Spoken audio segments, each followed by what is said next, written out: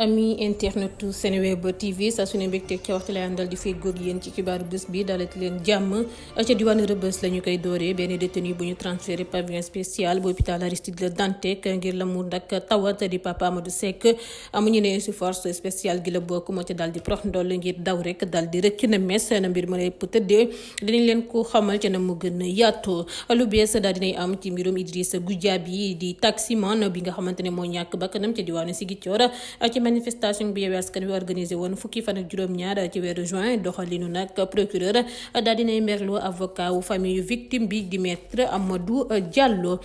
tuy Yahya di rek ab waay bu fekk baax ca Tunisie doon liggéey depuis atum 2017 ca Med Oil moom mu daal la ñu teg loxo ci AIBD fekk mu doon waaj a dellu réewam gannaaw ba ñu ko tuumalee rek mbirum li nga xamante ne nii moo di détournement si lu tolloog rek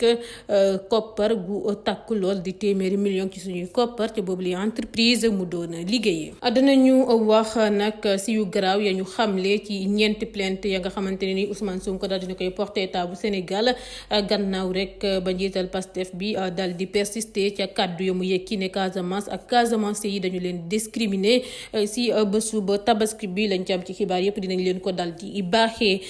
ci ab entretien bu mu def ak waa RFI le quotidien daal di koy jëlaat Oumar Sissoko Embalo dikkaat na si giseem beek Ousmane Sonko bu jur polémique bu ndaw ci diggante Alioune Tine ak rek taskatu xabaar bi lee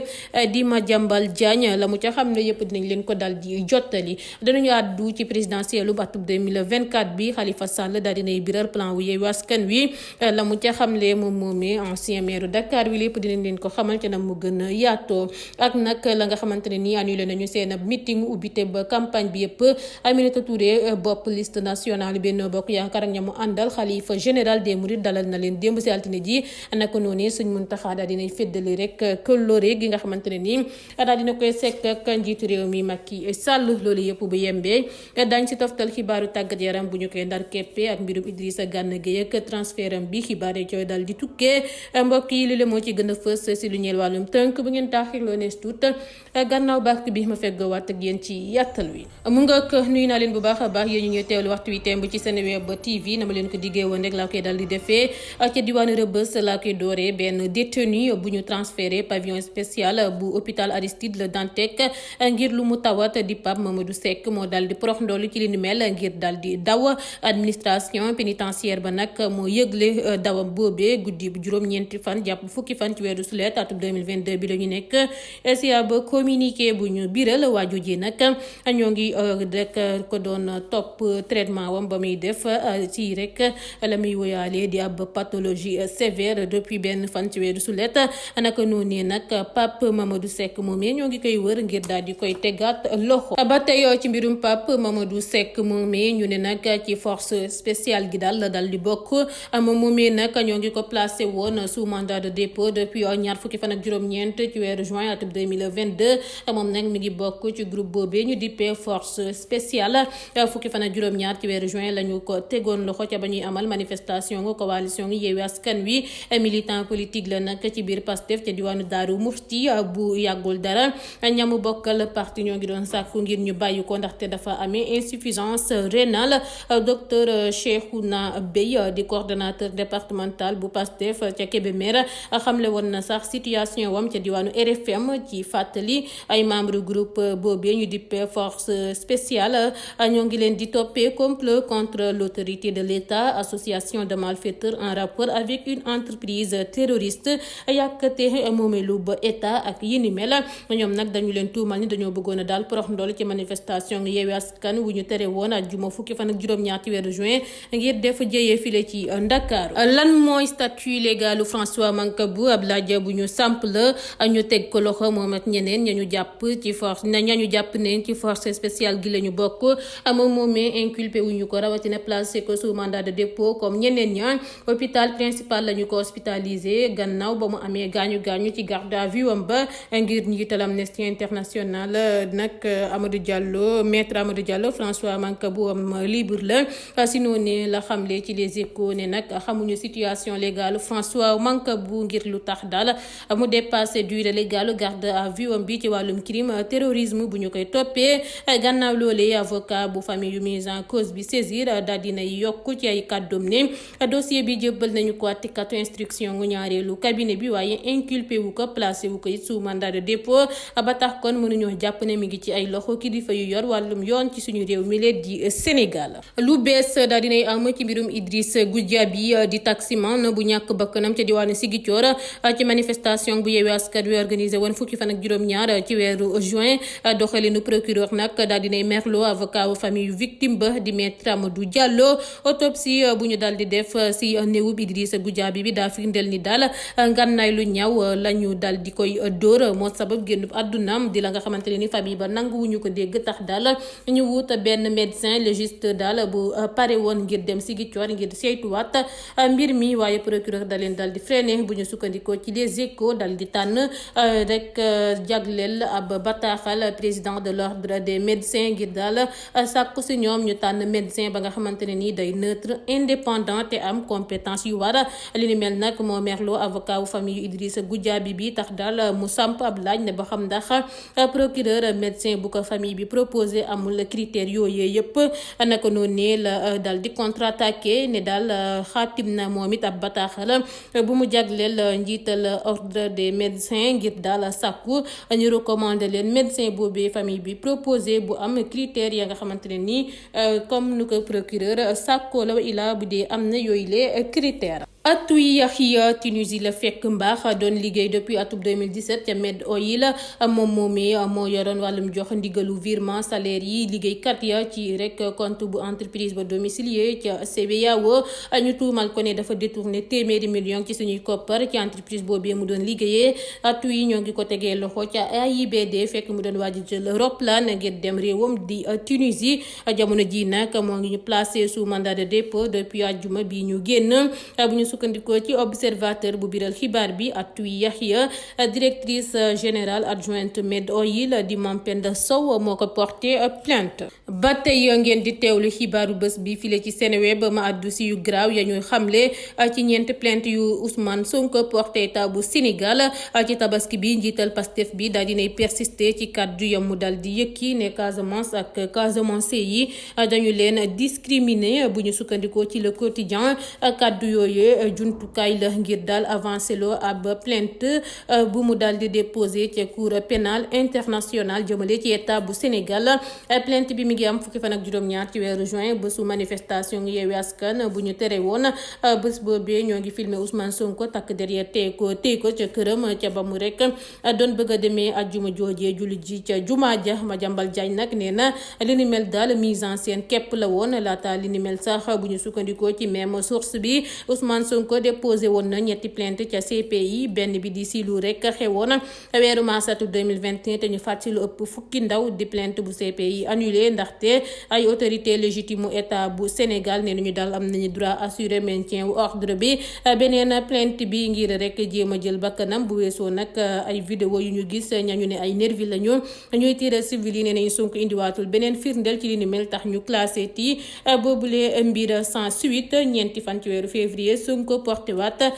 plainte ba juróom-ñaari page état bu Sénégal yu mu ne dañoo discriminer Casamance yi wa ilaa ña yeewoo ca diwaanu Casamance. Si ab entretien bu mu sekk ak waa RFI le quotidien daal di koy jëlaat Umaro Sissoko Embalo dikkat na ci giseem beek Ousmane Sonko bu jur polémique bu ndaw ci diggante Alioune Tine ak taskatu xabaar bi lee di Madiambal Diagne. Président Umaro Sissoko nag la mu ca xamle moo di moom mooy njiital en exercice de la présidence tournante bu CEDEAO li ni mel moo tax daal mu dalal leader ku jéggi waaye nag yëgaloon nañu ko njiitu réew mi Macky Sall mi ngi yemook sax bu leader ku jee réewam ñëwee Sénégal bëgg a gis njiitu réew mi Macky Sall wala dem gis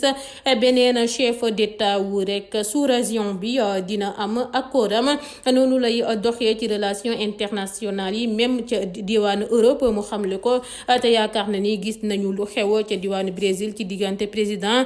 Bolsonaro ak rek naataangoom portugais bi lee di Rebelo Marcelo Sousa ngir daal lu ñeel nag ka boobee njiitu réew mi Macky Macky Sall yëgaloon na ko ba noppi assuré ko ni amul benn objection mu daal di koy recevoir mu doon nag lu normal comme opposant intéressé wu rek ci lu xew ca Guinée Bissau mu daal di koy félicité si lañu ko fal ca présidence tournante bu CEDEAO ku lucide la te républicain mu xamle ko ci Macky Sall te nee na sax digg na ni bu ñàkkee élection yi dafay nangu li di résultat yi Sénégal am na beneen niveau démocratie moo xamle ko. ma addu ci présidentielle atum 2024 bi Khalifa Sall daal dinay biral plan wu Yewwi Askan Wi ñoo demandoo nag ci local yi ñaar fukki fan ak ñetti ci weeru janvier ñooy àndandoo tamit ci législative yu ñu war a amal fanweeri fan ak benn ci weeru sulet lu ñeel nag présidentielle atum 2024 ab laaj bu ñu samp la Khalifa Sall nag daal dinay biral ay intention ay leader Yewwi Askan Wi bu mu doon rek njiital conférence des leaders ngir échéance électorale boobee naka noonu la ne nag waxante nañu ne daal fii ak présidentielle bi dinañu def front commun mu fàttali ko moom ancien maire Ndakaaru bi ci ab waxtaan bu mu sekkoon nag ITV ak iRadio naka noonu la ne defoon nañu ko nag ci local yi am ci ndam te dinañu ko defaat ci législative yi ngir daal jël ko gannaaw élection yi Yewwi dina amal benn cadre concertation ak gestion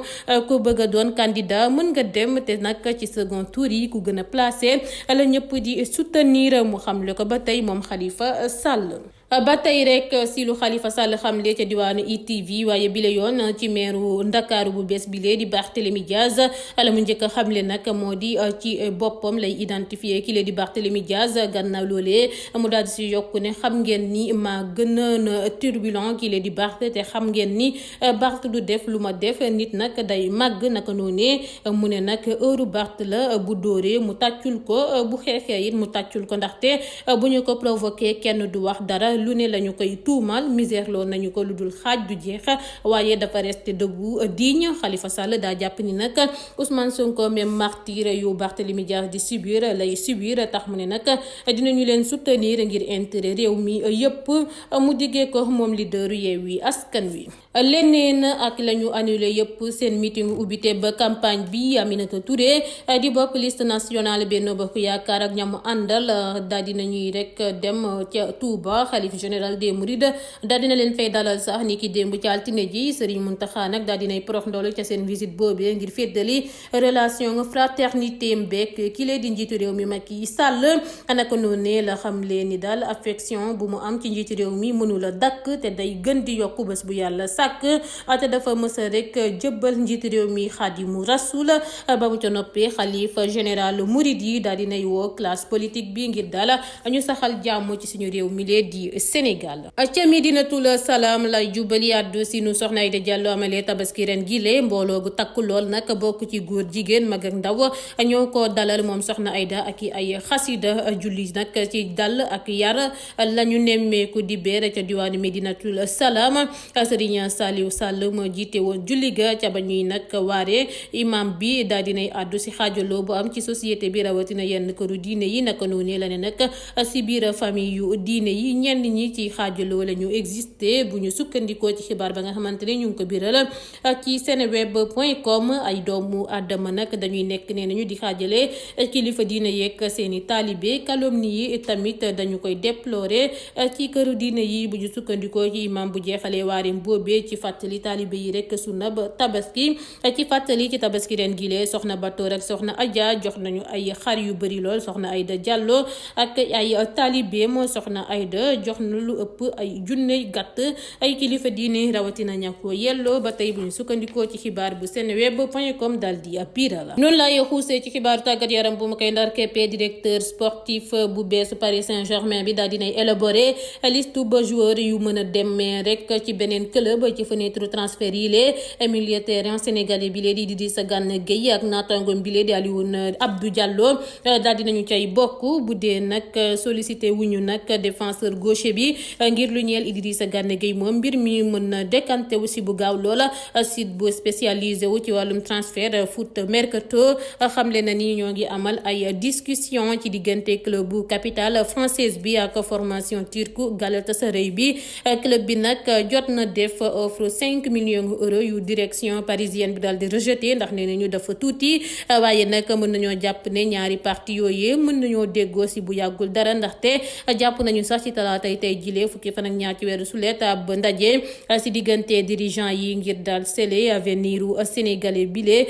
di rek destination bu mën a bénéfique ci joueur fanweeri at ak ñaar googe ngir rek gën a waajal mondial 2022 bi ca diwaanu Qatar. mu nga ko xibaar ya buur na jaajëfal leen bu baax a baax yéen ñu ko doon teewlu dig leen daje ba lëg ak jàmm ak yeneen i xibaar ba tey file ci Seneweb TV.